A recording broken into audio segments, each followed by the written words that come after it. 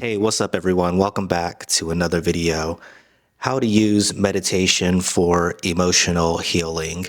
I think we're all aware that meditation is a great tool for stress relief, for understanding what type of thoughts are going on in our mind through the process. But it's not discussed as much how meditation is a great tool for emotional healing.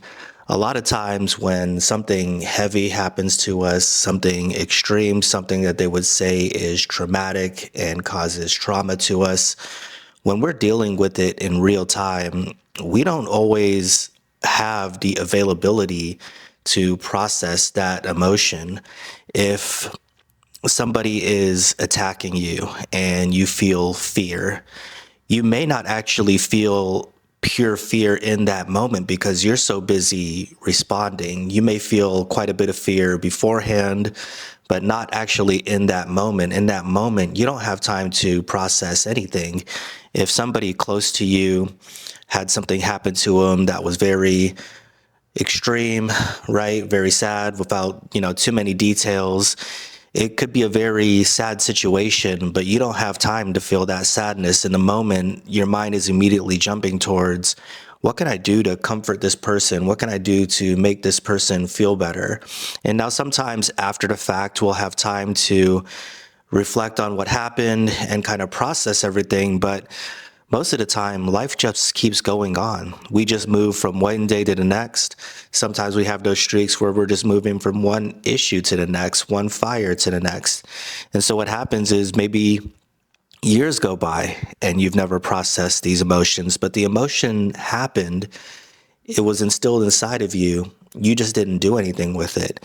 And what's interesting when you start meditating, that you'll learn, that you'll experience, is that these things will come back up.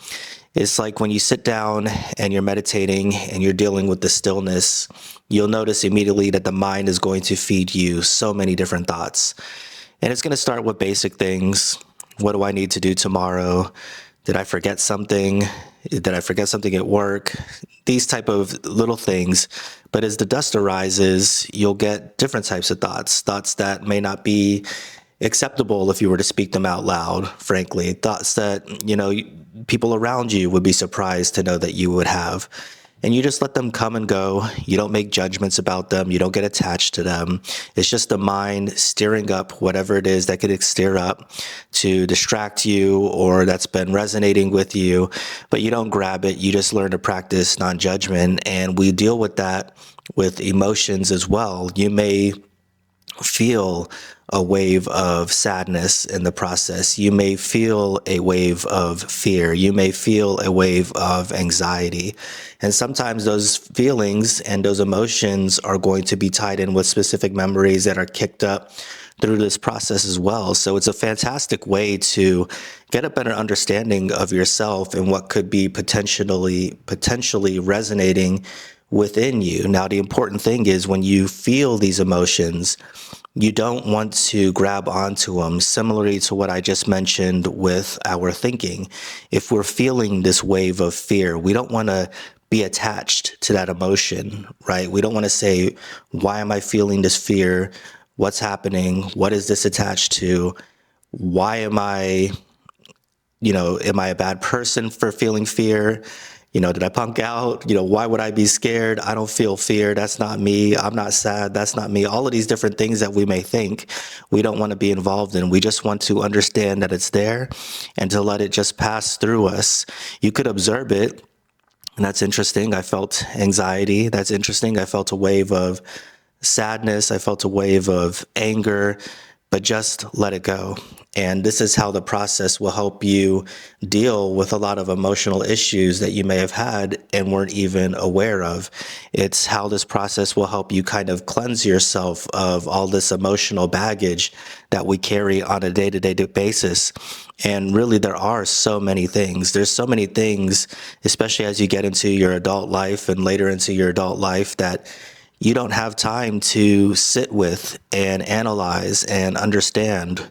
What we do is we just repress it very quickly we repress it, and we become habitual at that. We do it so often that we don't even think twice.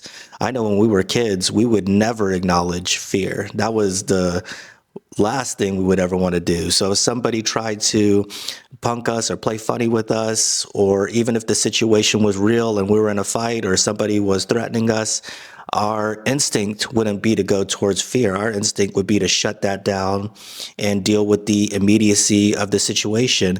But you don't shut down fear. You just transfer fear. You just hold on to fear as with any other emotion. So yeah, meditation is a great way to understand what could still be inside of you, how to process it, and most importantly, how to let it go. And it could be very therapeutic in that type of way. There are no exceptions. I know we like to pretend there could be exceptions. This is the man who doesn't fear this, or this is the man who doesn't process this. But we all do. We just do it in different ways. And meditation is a great way to understand what we could be holding on to and what we need to do to help deal and heal with it. So that's it for this one. If you've experienced something like this, if you've meditated and learned to process many emotions and many experiences through meditation, I would love to hear from you, and I'll talk to you next time.